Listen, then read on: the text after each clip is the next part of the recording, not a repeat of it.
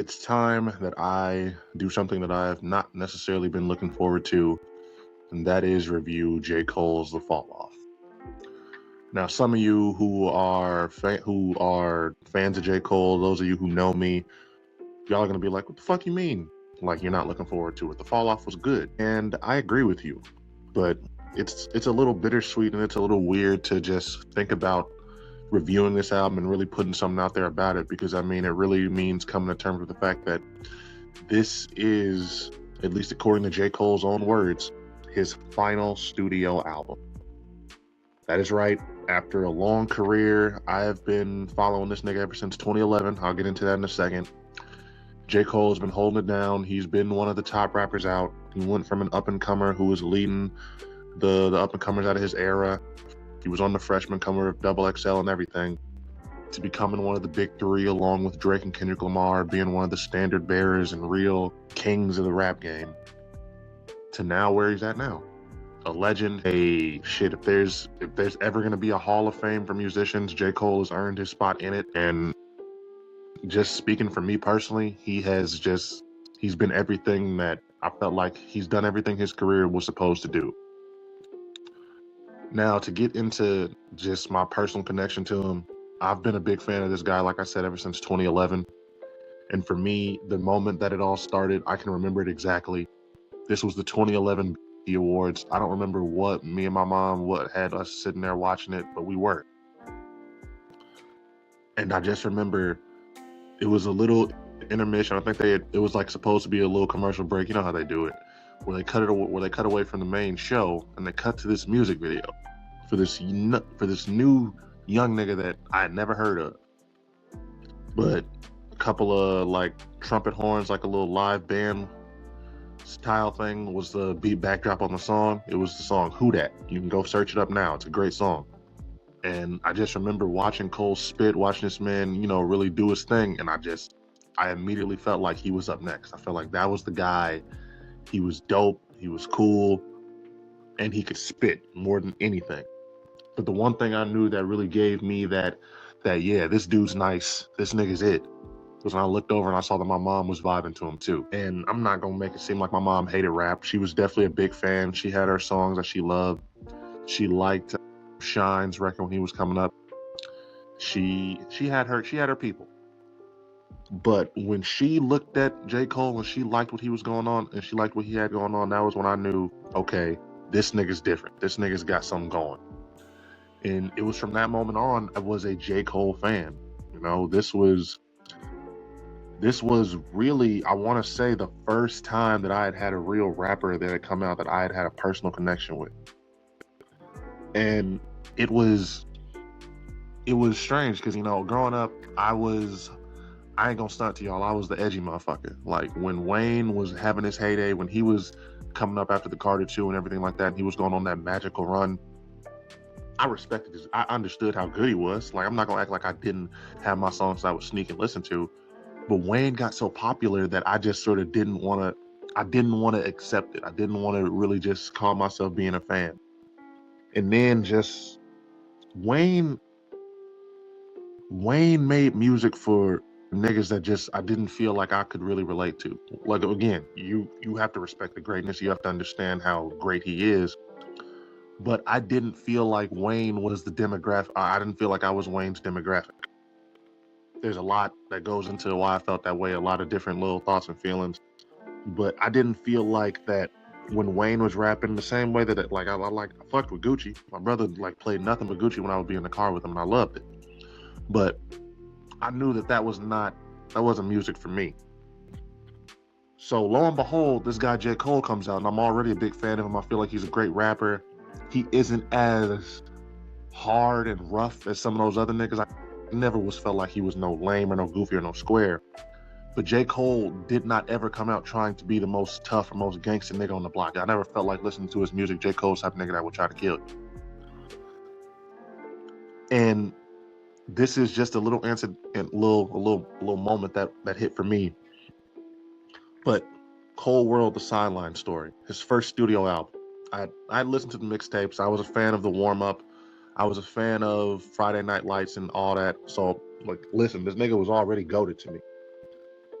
you have to really be there and you have to really live my life story to understand the level of excitement, the level of fucking like hype when I first put on this man's album and I got to A Dollar and a Dream 3. And this man sampled Kingdom Hearts as part of the song. For those of you who don't know, Kingdom Hearts, Japanese action RPG. It's got fucking motherfucking kids running around with swords that are shaped like keys, fighting Disney characters alongside Disney characters. You got fucking Mickey Mouse running around with a Keyblade sword, running around like he's Yoda. It's a very nerdy, like, meant for kids type game. And it was the first game that I ever bought. Like, literally, when I first got my PS2, I still remember that was the first game. I don't know what made me pick it. I just picked it up and I was like, you know what? I want this. And I grabbed that game. And it was so personal to me. Like, that connection to my childhood, just that connection to, like, something that I had grown up fucking with. I thought that was one of those nerdy things. Niggas at middle school had, like, made nerdy jokes about it, so I've been quiet about liking it.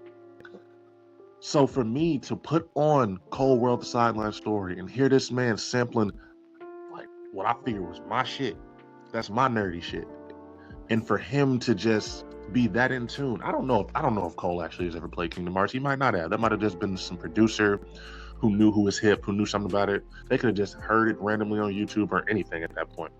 All I know was it was there. It was on this man's album, and I took that as another sign. This guy, he's the rapper for me. And it was pretty much like that was my guy ever since. And every album since then, I've checked for it. If there's ever been anything going on in my life, even if I had like not been in tune with what was going on in rap at that moment, if J. Cole's dropping a project, I'm listening to it. Born Sinner, I can still remember the trailer for that album dropping. Great project. Forest Hills Drive, classic. For Your Eyes Only, KOD, The Off Season. The man has literally, every album has been amazing to me. It's all been great. And he's had an amazing career through the ups and downs, through niggas trying to make jokes about him being just a sleep rapper that all you do is put on that for, to niggas like clowning him on For Your Eyes Only for the song Folding Clothes, to that infamous fucking BET Awards he went to where he was wearing the same shirt as DJ Drama. They had that whole controversy. I've been there for everything in Cole's career, up and down. So it's a little weird. It's a little weird to think about him just actually, because, you know, he does this pretty much every time after he drops an album. He drop an album, then go away for a second, lay low real quick. Him and Kendrick Lamar are two artists that do that. They don't overstay their welcome. So it's going to be really, really weird not like to think that he won't be coming back. But if the Fall Off was the album that that's what he's leaving us with, then I gotta tell y'all right now, I'm happy with it. I think he's done a very good job. And about 9 minutes into this, let's actually start talking about the Fall Off. Starting things off, this shit it's a long album, y'all. So if you have not heard it yet, it's not something that you're going to be getting through in just an hour or just even 30 minutes. It's an hour and 45 minutes of real songs. It's not like a lot of Playboy Carti. Just for example, not trying to discredit him or anything like that.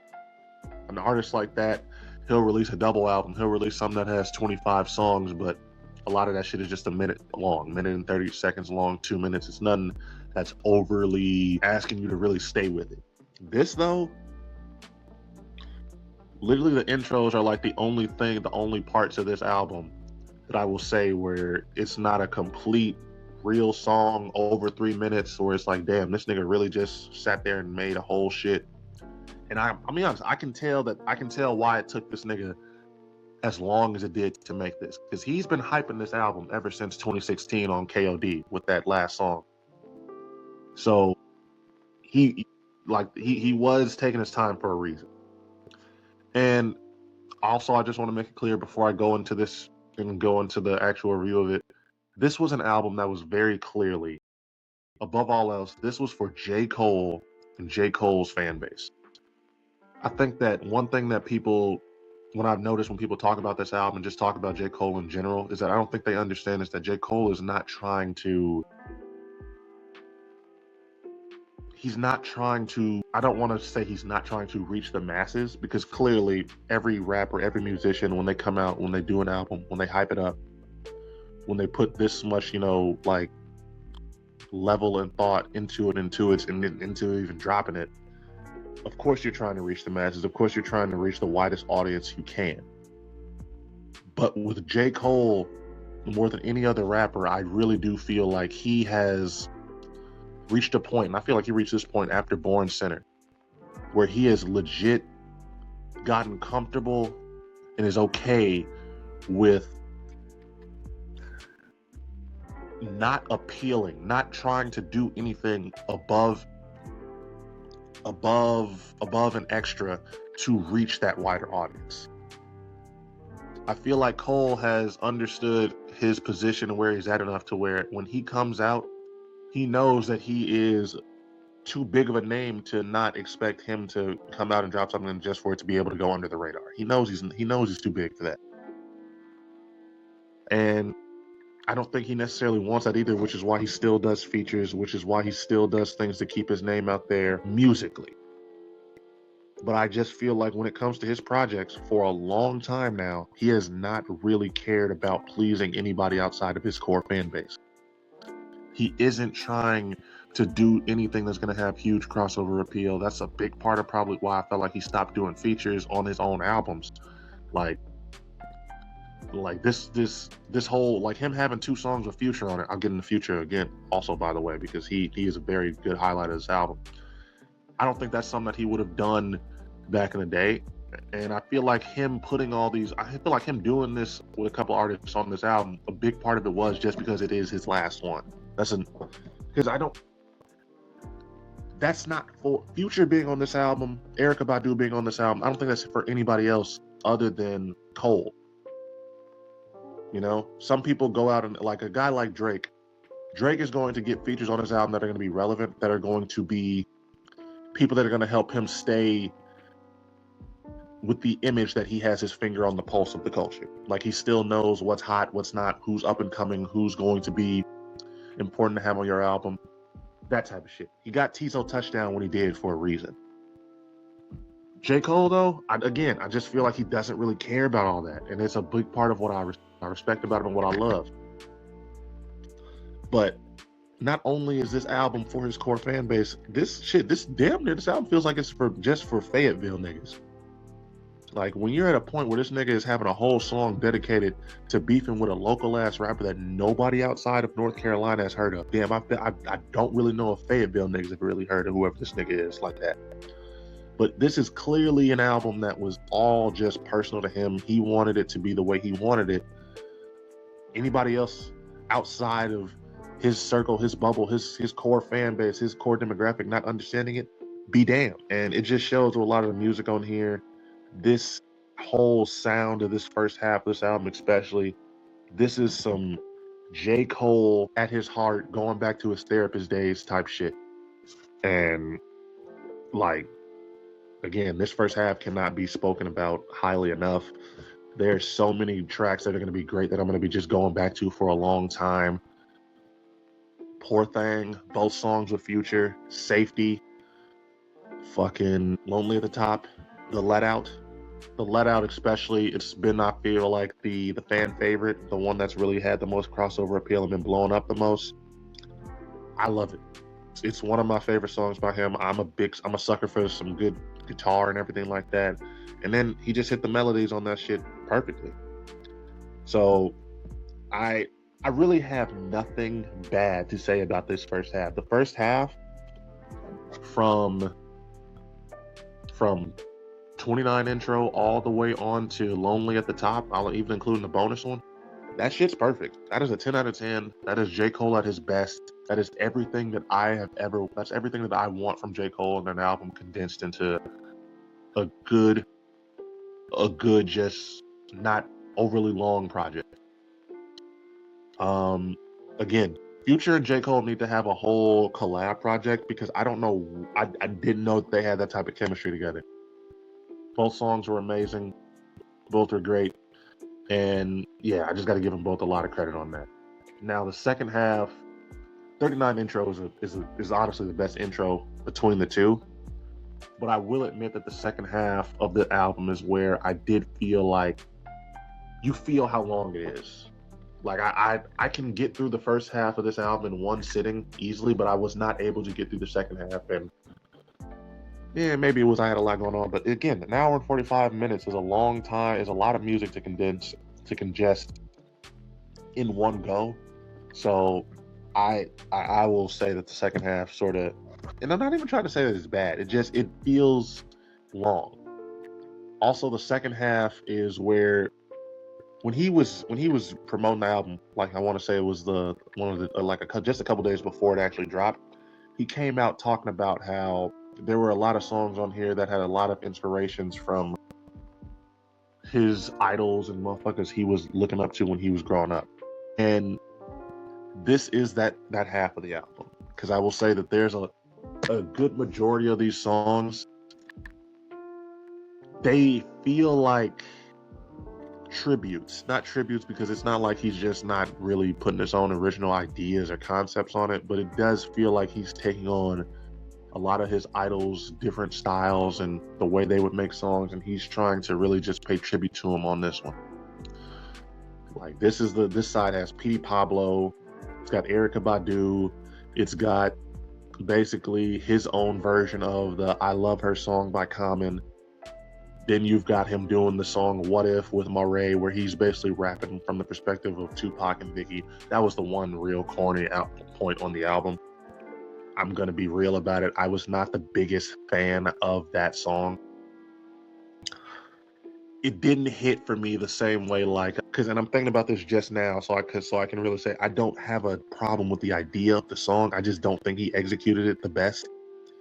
I'll compare it to Think About Me by Kendrick Lamar off Good Kid. That's a great song where it's like you're rapping from somebody else's perspective and almost in their voice, and I just didn't think he did it.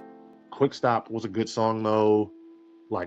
Again, every other song I really liked on this one. I don't necessarily think I'll come back to this half as much as I would the first one, but still great second half, great album. Whole World Is the Ville is a nice closer. And I'm trying to really think of how I would describe my feelings on this one. I'm not necessarily sure, I think I need to verify this, but there is a report that Cole made the entire second half of this album after the Drake and the Kendrick Lamar beef. And I hear that, and number one, it makes me think, I'm glad he didn't redo the first half. He had enough sense to know that part's perfect. You didn't need to do anything for that. But it does make me think to myself, did it sound different when you were before the beef? Was there songs that he left out or he redid? There was a report also that he had a feature from both of them on the album, which I really would love to fucking hear. I would love to hear if it was like different songs for both of them, or if he somehow had them on the same song. That would have been a fucking culture shifting moment. But just all in all, I just felt like there was something about this second half that just didn't hit the same. And I'm really not trying to say, like, if it would have been released by itself, I wouldn't necessarily have this sort of hesitation almost, or be struggling to find the words for it, because it'd be standing alone. But when I compare it to that first half, it just, for me, it stands out as this one just was not as on point as the first. Like the first half, where I'm going to give that a 10 out of 10, perfect score. I think the second half for me is an 8.5, maybe a 9 if I'm feeling generous, if I'm really like not holding that What If song up against it. But it just wasn't hitting similar to me. It just didn't feel as good. So all in all, if I'm gonna have to give the whole album a grade, I'm gonna go with a 9.5. I think that first half carries strong. There's just too much music I'm gonna just be going on in there for a long ass time with. And then when you think about that second half, it just, again, not bad. I'm able to like listen to it and just play through most of it, but just doesn't hold up in comparison. Now, as for J. Cole and the rest of his career, he himself has said that he is probably not done releasing music, as just hypocritical as it sounds to call this your last album and do it, because he has a mixtape called It's a Boy that he apparently is still planning on dropping. I don't know when that's going to drop. He said that he had planned on dropping it before this album, but he had the whole Birthday Blizzard mixtape and stuff like that, so he didn't want to oversaturate and just leave too much out there at once. So who knows when that's going to come. Hopefully it's this year. Hopefully he takes his time and ends up making that a big ass mixtape that's got the same amount of songs. Just saying, as a Cole fan myself. But he has said that he still plans to, he's going to help people put together their songs now. This actually gives him probably full opportunity to really own in and key in on the artist on his own label. He could probably start doing a lot more for Jid and Earth Gang and niggas like that.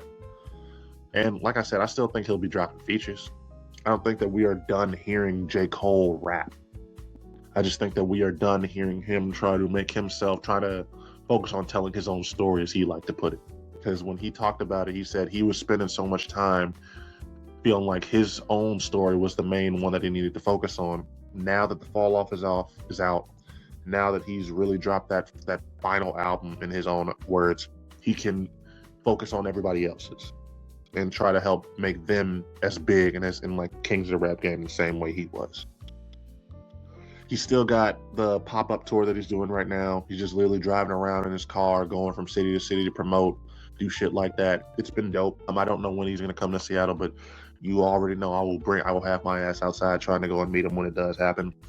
And he's got the world tour that he's already come out, release dates for. Again, it's a J. Cole tour. It's gonna be huge. It's gonna be big. It doesn't come to Seattle till August 25th. Hopefully I can try to get my ass some tickets by then, because I would love to see that man in person, especially if it's going to be his final headlining tour. But yeah, that is how I feel about the Fall Off. That is my thoughts on J. Cole and his career. This is definitely way longer than most normal media reviews, just because this isn't just me reviewing J. Cole's album. This had to really be me looking at his whole career and me really just analyzing what it's meant to me. J. Cole we don't really get to see rappers, over the lifespan of this genre. We really haven't not normally ever had to get to see a nigga actually come in and retire, to really come in and have a full career where they are able to almost end it on their terms either. Tupac and Biggie died. They got shot in their youth while they were in their 20s. Jay-Z has never really officially retired. I know people, they know that he's done. He's not trying to be the top rapper in the world at this point, but he's never really closed that door the way Cole is making it clear. This is him attempting to close the door. So it made me have to think about his whole career, think about what it's meant, think about what he has really offered to the game, and just analyze what it's meant to me. I think it's been beautiful to see. It's been amazing to say that, Cole, that I was able to witness this man's prime and be able to be there for his run, because he definitely had a run. I don't think we'll ever really get to see rap at this point with the way things are getting and the way we are losing. Everything is becoming more of its own echo chamber. Back in the day, Drake might have been the last artist where it was just everybody was like, yo, this guy is just coming onto the scene. He's up next. Everybody knew who he was. It's not like it was back in the 90s where we were all forced to just watch TV or listen to the radio. And so the cultural zeitgeist was unified and one. Now niggas can blow up and have their own little pocket that they are like blowing up in and huge in. Niggas outside of that won't necessarily know who you are. You are rap big, or you're big to a demographic, but you're not huge across the whole country. And I feel like Drake, Kendrick, and J. Cole, they are the last, especially rappers, who are going to be able to have that type of influence and come up. And so you just got to appreciate, and you got to, regardless of how you feel about any of the three, you have to appreciate their careers for what it's been. But this has been your boy Jerm. This has been Kinetic Acidic. This has been me talking about the Fall Off. I don't really got too much else for y'all. I want y'all to continue to drink water. Be good people. Tell your friends and family that you love them. Make sure that you like, follow, subscribe on whatever platform that you are listening or watching me in on so that you can stay up to date and in tune on whenever we're going to be dropping stuff. Other than that, y'all, just continue to be good people. This has been your boy Jerm, and if you haven't already, go listen to The Fall Off. It's got some good shit on it.